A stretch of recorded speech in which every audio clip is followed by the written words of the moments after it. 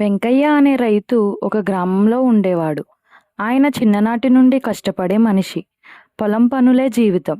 గడ్డి కోయడం, నేల దున్నటం, వరి నాటడం ఇవన్నీ ఆయనకు ప్రతిరోజు చేసే పనులే. ఇవన్నీ చేయడంలో వెంకయ్యకు చాలా కాలంగా ఒక ఎద్దు తోడుగా ఉండేది. ఆ ఎద్దు పేరు గోపన్న. కాని వెంకయ్య మాత్రం దానిని తన స్నేహితుడిగా భావించేవాడు.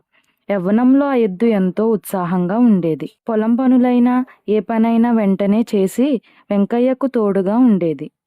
ఆ ఎద్దుతో వెంకయ్య ఎన్నో సంవత్సరాలు గడిపాడు. వర్షాకాలంలోనైనా ఎండాకాలంలోనైనా ఆ ఎద్దు ఒక్క మాట చెప్పకుండా పనిచేస్తూ వచ్చేది.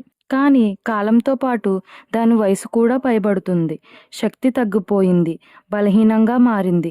ఒక్కసారి దున్నడం మొదలు పెట్టగానే మధ్యలోనే ఆ ఎద్దు నిలిచిపోవడం ప్రారంభించేది.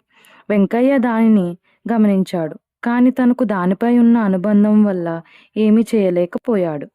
ఒకనాడు వెంకయ్య సంతకు వెళ్ళి అక్కడ ఓ బలమైన ఉత్సాహంగా ఉన్న నల్ల ఎద్దును చూశాడు.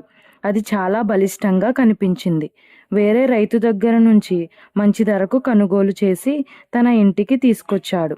అప్పటి నుంచి ముసలి ఎద్దు మీద తన శ్రద్ధ తగ్గిపోయింది. బలమైన కొత్త ఎద్దుకు దండిగా పెడుతూ మంచి మేత పెడుతూ జాగ్రత్తగా చూసుకునేవాడు వెంకయ్య. కానీ ముసలి ఎద్దుకి కేవలం ఎండిగడ్డి మాత్రమే పెట్టేవాడు. రోజులు గడుస్తున్న కొద్దీ ముసలి ఎద్దు పూర్తిగా శక్తి కోల్పోయింది. చివరికి వెంకయ్య తన మనసులో ఇక ఇది పనికిరాదు అనే నిర్ణయానికి వచ్చాడు.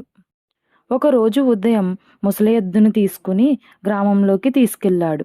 వెంకయ్య దానిపై దయారహితంగా చూసి, నీ వయసు అయిపోయింది, నీవిక నాకు పనికిరావు, నీవు నా దారిని పోయి నీ దారిన చూసుకో అని చెప్పి దాన్ని వదిలేశాడు.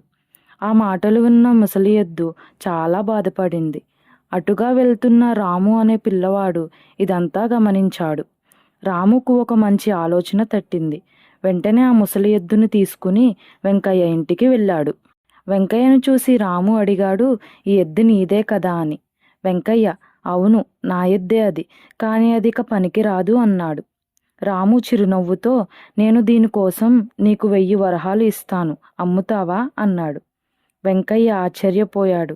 ఏంటి, ముసలి ఎద్దుకు 1000 వరహాల అని అంటూ, నీకు తెలియదేమో, ఇది ఇకపై పనికిరాదు అన్నాడు.